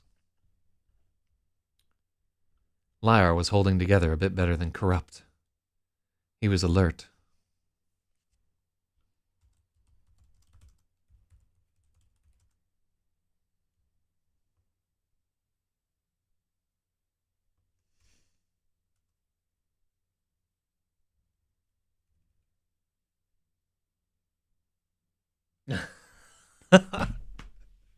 It took a second. All right, good. Good on you, Logic. Well done. Yeah, I'm definitely not beating people over the head with that one. Yeah. Um, didn't catch that it could kill her. I think I need to emphasize that the ship rejected to her. That's like what's happening there is that the ship um, isn't like basically the way that it's administering nutrients and so forth. Um, it's not based on that happening to her. So she just has this other source that's consuming all of her nutrients. She's no longer in homeostasis and she slowly dies. Um, I don't want to, and it's not that the ship rejects her either. Like it's that the ship is applying the right amount of nutrition, but you have this other factor happening. Ugh, I love it. That's so creepy. Uh, I think female readers will immediately get this one because that's like their maybe did you not get it like the first time and now you got it, but any women who are reading this immediately they're like, oh fuck, because they've had to worry about it their entire life.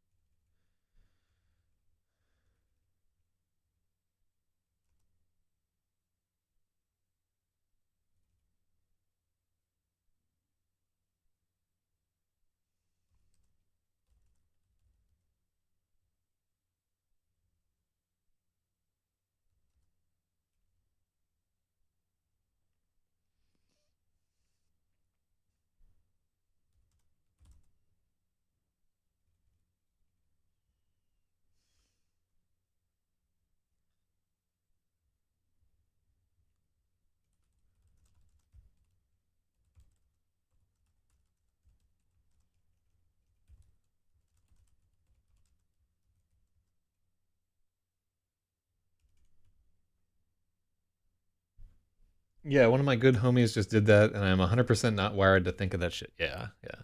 So that it's kind of like an interesting thing where, like about half of people will just like immediately be like, "Oh fuck, that's so gross," and like, I think the men may just like stumble onto it, like, "Oh fuck." I like that though. I like um, having like that little like thing. Really, the point where it's not a lot of people are going to do the mental math like, okay, 200 hours times 30 whatever is how many, like whatever. But hopefully I got that math right. I think I double checked it when I was writing it.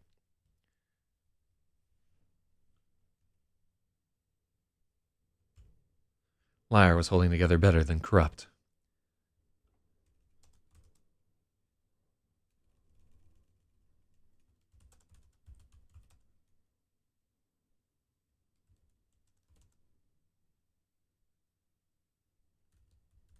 Alert and composed. Her despair is what made me think of it originally.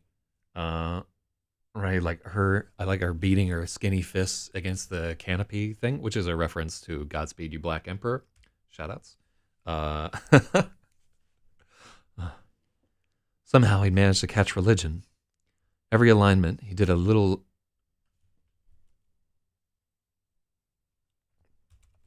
ceremony where he held both palms together and nodded his head towards us.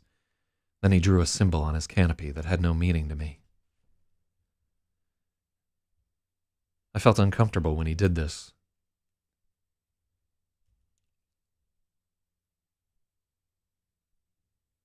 We were outside the bounds of the physical universe, yet I still couldn't escape the feeling that there was a Mijing standing right behind us.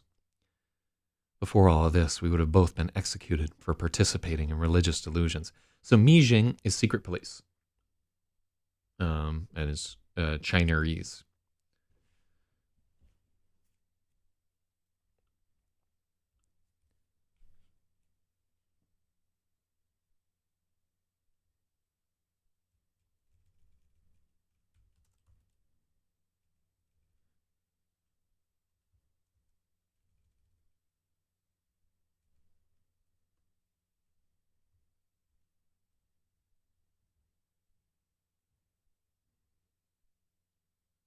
Was he smiling with that?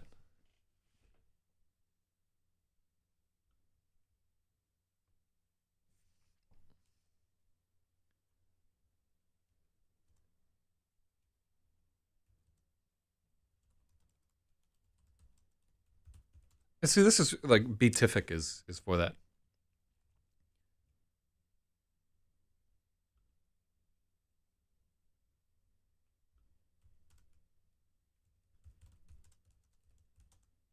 Smiling, he would draw a symbol on his canopy that had no meaning on to me.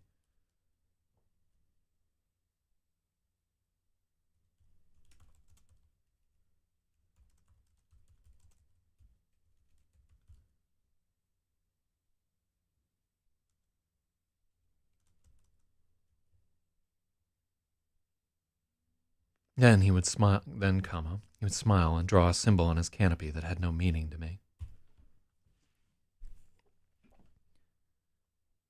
And then every alignment, comma. You missed a bunch of commas. Oh, I got it right before you. But every alignment, he did a little ceremony where he held both palms together and nodded his heads toward Corrupt and I. Me and Corrupt.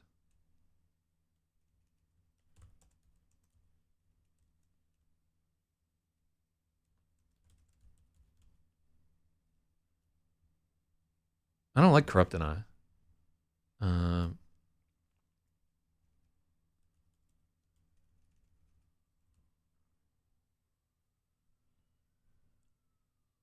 Let's have him just do this towards Traitor, and he just doesn't do the ceremony towards Corrupt. I like that.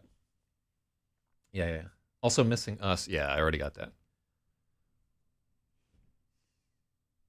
I like that he excludes Corrupt from this.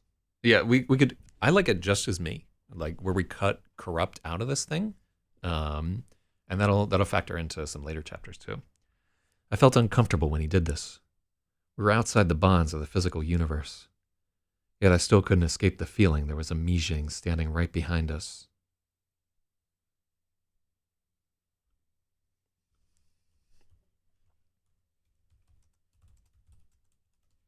In the old days, we would have both been executed for participating in religious delusions, which is something straight out of the Cultural Revolution. Hell yeah. My own fears came and went like the tide.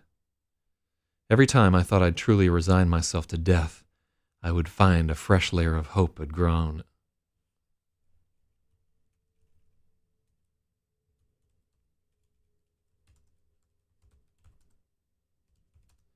I would find a fresh layer of hope had sprouted beneath it. I'd spend days stomping it out. Man is such a curious onion. I had endless time for such idiot musings. I plumbed every crevice of my memory. I thought of Pirate and his sculptures. I thought of XEROS and his crushing fingers. I remembered my capture on Kelu 5, the stunning feelings of loss and abandonment. I dwelt on Murderess and her terrible fate. For several alignments after she died, I suffered from intrusive thoughts. I had a sharp, insane desire to trigger the bomb and cleanse myself of what I'd seen. But they faded, like everything else.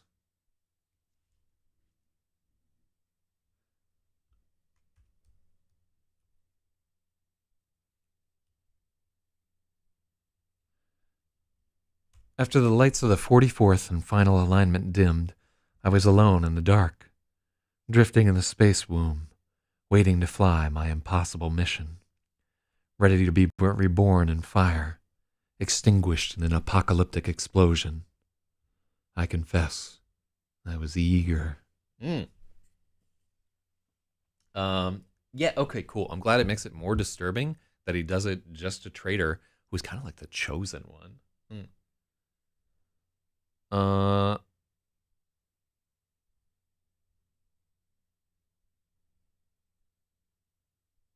Swelled is better, but it's not quite there.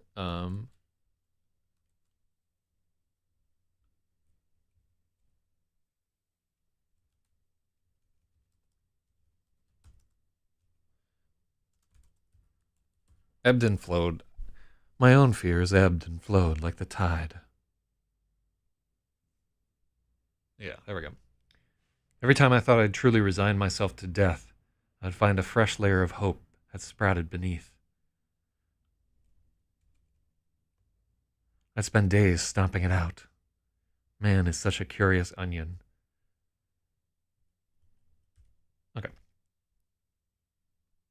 So, man is such a curious onion is like this pseudo profound, like teenage type lyrical bullshit right there. And I like that Trader calls himself on it. Like, I had endless time for such idiot musings. Oh, so that's a mantis. Yeah, I like it. But where we just take like a shitty non-active verb and turn it into like a more active verb. So that's always a good change. So what are we feeling like here? Do we want to do Logic? Do you have time for another chapter, or are you too drunk? One of my good homies is nicknamed Onion, because we haven't been editing that long, right? We've been editing for like 2 hours, but I could potentially do another chapter.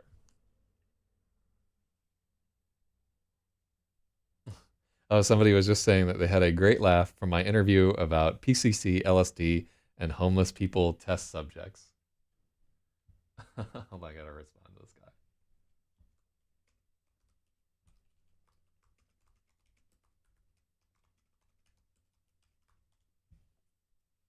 I told him, thank you for supporting my research. All right, so where are we at? How many pages is the next one? Okay. Avert your gaze, and I will figure it out. So what are we at? We're at 1, 2, 3, 4, 5, 6. 6 pages. Okay. All right, so I'm going to say at 6 pages, let's not do it, right? Because as much as I am eager, I also I don't want like the editing to be ended, and we like this is like all the editing that we get to do. So let's save this for a few more days. We're ahead of schedule. Still pining for that interview. God, like she's like way too young for me to be interested in her like romantically, but at the same time, I'm like very attracted on a platonic level to her level of like wide-eyed. Oh my God, just like having that astonished audience or whatever. Oh, I loved it every second of that. I want to do more shit like that where I'm just like walking around. And I'm supposed to get a new camera today or tomorrow. It's the second version of the Osmo Pocket. So I'm getting the Pocket 2. And I have like a couple of projects that I want to do with it. One where I have like 3 cameras. One's doing slow motion. One's doing like gimbal stabilized 4K. One's doing just like very high quality 4K. She was completely into it. I hope so. I was completely into it. God, that's such a wild fucking story right there. I confess I was eager. Okay, so chapter 17, The Winged Messenger, is another. I love that, like, the whole way up to this, I'm just like, I did so much foreshadowing with all this shit, like dropping clues the entire way as to what's going on, that all the like big reveals in it are like kind of fun to me because I know what's coming next for the reader, and just sort of like guiding them along this path.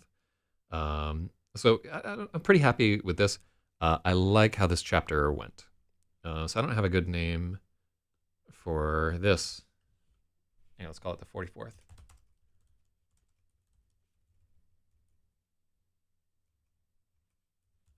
The 44th. All right, so it's about the 44 alignments. That's 44 200-hour periods where he's just in the darkness. And where like for 10 minutes he just has, that's like a crazy stint in solitary right there. And this is a short chapter, right? We spent all that time on it and we only got through 1,325 words. And what's our page count there? This is why we thought about doing that. So we only did 6 pages really today. So 1325. This is like one of the shortest edits that we've done. But it took a lot of work. And then 1325, and then 720 hours in 1 month. Yeah, man. It was a long ass time.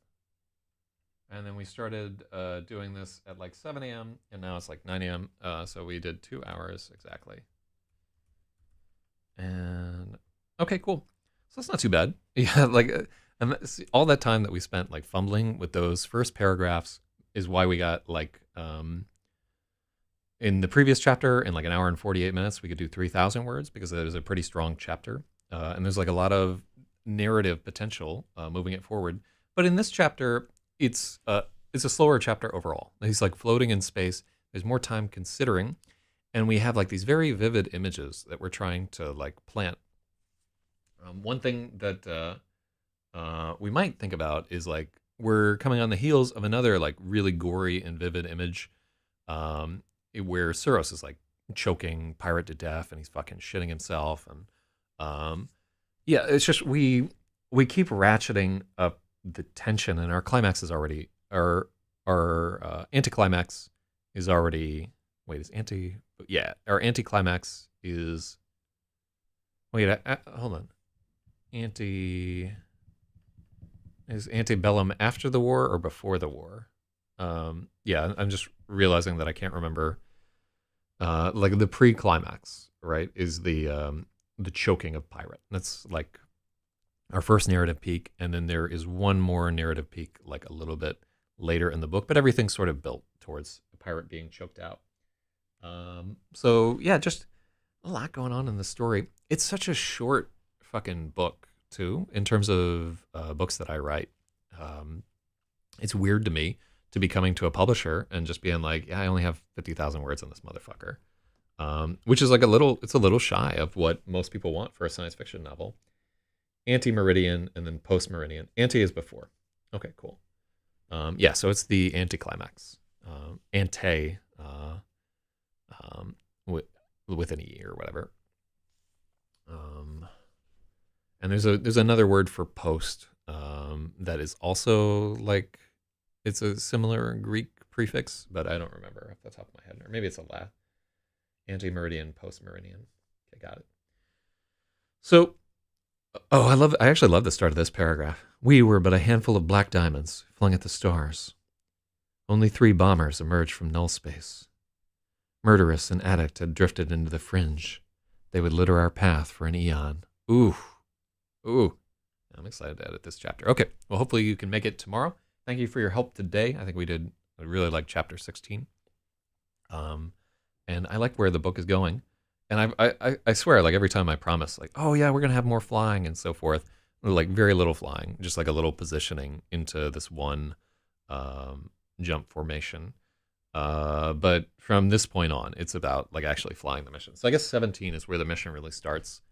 You could say that like there's sort of solitary confinement going through space could kind of be there. One thing that we could have done with chapter 16 that we didn't really do is this could have been,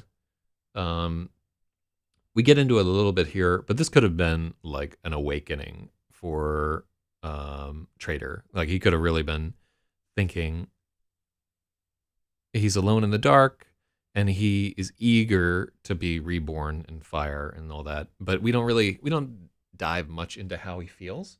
We talk a little bit about him having intrusive thoughts and suffering like some trauma from seeing like this woman fucking decompose.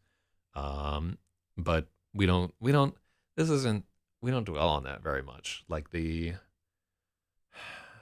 so that's something like if we thought about this chapter again, we might try to make the emotional impact deeper, but I also don't want to exhaust our readers who are already reeling from the death of Pirate, who some people will have identified with. Okay, well, that is the